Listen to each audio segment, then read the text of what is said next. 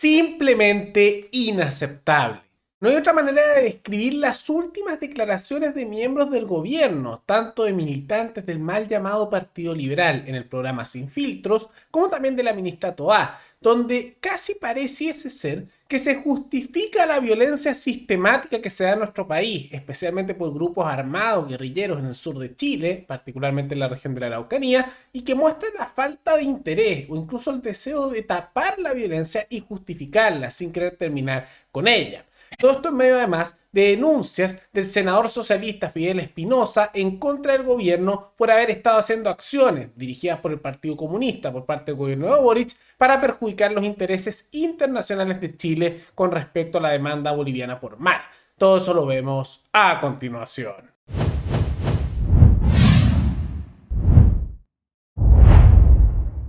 Tal como lo hemos mencionado en el pasado, una de las problemáticas principales a nivel nacional tiene que ver con la inseguridad, con la violencia. Y uno de los focos más importantes de violencia, ya que se hace varios años, está en el sur de nuestro país, en particular en la región del Biobío, como también en la Araucanía por el caso de guerrillas narcomapuches, particularmente de grupos etnonacionalistas que hay en la zona, vinculados al narco, que hacen constantemente asesinatos, destrucción y ataques.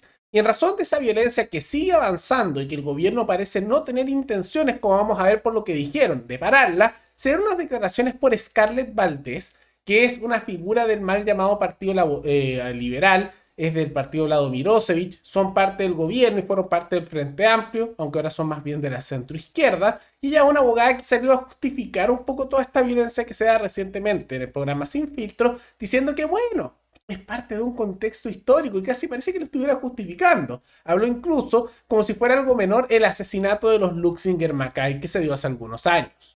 Es también parte de un contexto histórico latinoamericano, de una ola de colonización de las primeras naciones, que aún siendo el único país de Latinoamérica que está viviendo por segunda vez su proceso, llegamos a un caos al respecto, porque al final uno dice, ¿qué hacen familias como Luxinger Mackay, propietarios de tierras araucanas? En el fondo, aquí es una historia, la violencia. Yo no te he interrumpido, así que te pido por favor respeto. Aquí la violencia parte con la colonización, la violencia parte de ahí, así que quienes tanto les gusta llenarse la boca, como lo acaban de hacer respecto a los mapuches, es una lucha histórica, que lleva muchísimo, más de 500 años, así que un poquito de contexto para hablar desde dónde viene la violencia. Insólito, realmente insólito. Y vale la pena recordar que los Luxinger Mackay eran una pareja que estando en la zona de la Araucanía, en el sur del país, fueron rodeados en su casa por un grupo de guerrilleros mapuches, se sospecha que vinculados a la CAM, pero se sabe guerrilleros mapuches, donde la mayoría los dejaron libres y los quemaron vivos. Nos atacaron, por favor, tenemos Vivian Mackay, Bernard Luxinger está herido. ¿En qué punto, señora? El fondo, la granja Lumagüe. La granja fue atacada. Sí, la granja La granja fue Lumagüe. atacada. El señor Luxinger está lesionado. Bernard Luxinger.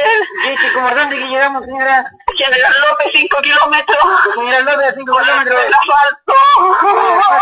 Ya, señora, está lesionada, ¿no? No, ¿Cuántas personas eran más o menos? no sé, no había más que a uno, pero gritaba, mátalo, weón, mátalo. Señor Palermo, me dijo, ¿cierto esto? No, la granja Lumagüe. Yo llamé a mi hijo para que lo vea. Mi marido está herido. Ah, bueno, ya. Ya, señora, ¿esto queda cerca del CUM, me dijo? No, 5 kilómetros, General López. ¿A General López 5 kilómetros? Sí. General López 5 kilómetros. Ya, señora. Granja Lumagüe. El fondo, la granja, la Magua, ya. De Bernard Luxinger. ¿Cuánto tiene su esposo? Bernard Luxinger sigue disparando, por favor, vengan luego. Ya, señora. Están disparando al fondo de ellos.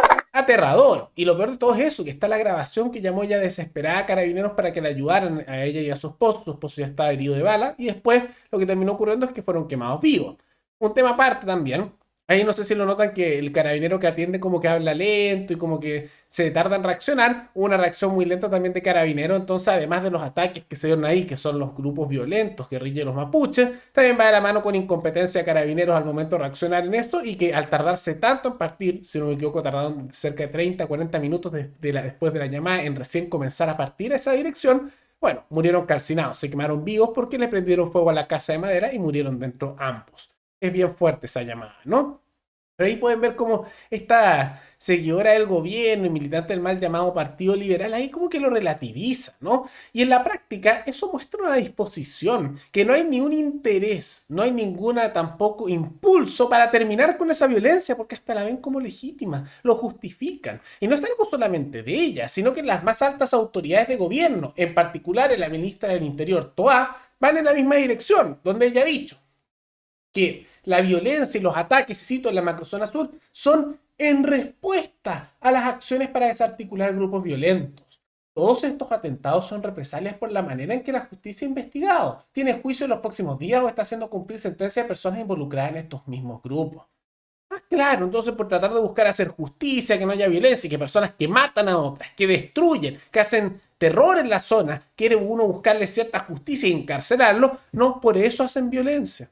Y además eso es mentira, van a hacer violencia igual, les regalan ustedes tierras constantemente a costa nuestra, de nuestros impuestos, pagan todo eso, subsidios millonarios, atacan igual. Cuando hacen lo que sea, incluso diálogo, etc., atacan igual. Cuando no los persiguen, atacan igual. O sea, es constante siempre. Pero vemos que ese tipo de discursos que hay de las más altas autoridades como todas, hasta figuras del gobierno que salen a dar estos discursos también en programas como Sin Filtro, ¿qué pasa? Están justificando esa violencia. Y claramente esta violencia ha aumentado y no va a parar cuando se nota que no hay ninguna intención, no hay tampoco ningún deseo de terminar con ella. Porque gente que piensa así, gente que da esas declaraciones, no es gente que quiere terminar con esa violencia, porque claramente están de acuerdo con ella al estar dando ese tipo de declaraciones. Es vergonzoso, ¿no? Entonces, mientras al menos este gobierno esté presente, no se va a poder dar una solución a dicha problemática, que vale la pena decir, no va a venir de la mano del diálogo, sino de ser duro con aquellos que hacen delitos. Porque la única respuesta correcta ante parásitos, ante criminales y personas que atacan a otros, le quitan la vida a otros, destruyan su propiedad y lo están aplastando, es responder de manera firme. Si no, no se acaba el tema. Ya se intentó esos diálogos, los subsidios, etcétera, todo bien inmoral de todas maneras y bien corrupto, y no funcionó. Se acabó ese camino. Pero dentro del mismo programa de Sin Filtro, hubo también ciertas denuncias que dio el senador socialista Fidel Espinosa. Ahora, recordemos que él es un senador socialista que ha sido bastante duro con el gobierno por los casos de corrupción de fundaciones y se le han lanzado incluso encima bastantes figuras políticas del oficialismo por eso. Y dentro de eso, él también hizo una nueva revelación de que el gobierno habría intentado perjudicar los intereses internacionales de Chile por petición del Frente Amplio al apoyar en estos organismos internacionales que se colocaron en cargos esenciales a figuras que son a favor de la demanda marítima boliviana y que también son de una izquierda muy radical. Esto demuestra que hay una desprolijidad muy grande en el plano internacional. Yo fui testigo del Parlamento Andino, que es una instancia de 5 países. Sí. Hubo una votación muy importante hace un par de días. Y uno de los diputados que fue dirimente, Alexis Sepúlveda, recibió una llamada de la Cancillería. ¿Quién recibió? Alexis Sepúlveda. Recibe una llamada donde se habla en nombre del presidente para votar por una candidata que abiertamente era una aliada de Bolivia en el tema del mar. Hubiera sido gravísimo.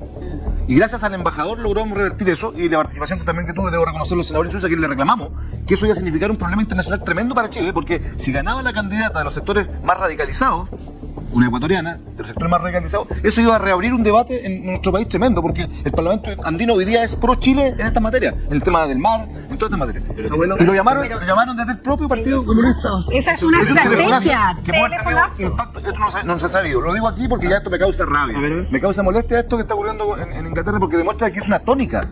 Lo que viene ocurriendo, hay desprolijidades que antes no se habían visto en una cancillería que siempre ha tenido, ¿no es cierto?, unas características de tener potentes embajadores. Pero lo que está diciendo usted es que el diputado Alexis Sepúlveda recibió una llamada desde el gobierno, ¿sí?, para indicarle votar por alguien que estaría en contra de los intereses de Chile. A petición de diputados del Partido Comunista. Ahí lo ven, una dura revelación de Fidel Espinosa, ¿no? Y que siempre, cada cierto tiempo, revela ciertas cosas. En ese mismo programa, en Sin Filtros, él reveló que había varios fiscales que estaban investigando los casos de corrupción de fundaciones que habían recibido dinero de fundaciones. O sea, todo corrupto, ¿no? Y como él ha ido revelando bastantes cosas, lo han atacado mucho. E incluso ha llegado al punto de que él está acusando que se está intentando hacer venganza en su contra, denunciando que lo están atacando mucho, pero también que figuras cercanas a él en cargos del gobierno lo están purgando como venganza, ¿no? Entonces, ¿será eso cierto o no? No sé. La verdad es que muchos de esos cargos tampoco son necesarios y no deberían ni existir. Es un socialista al fin y al cabo, igual es un estatista.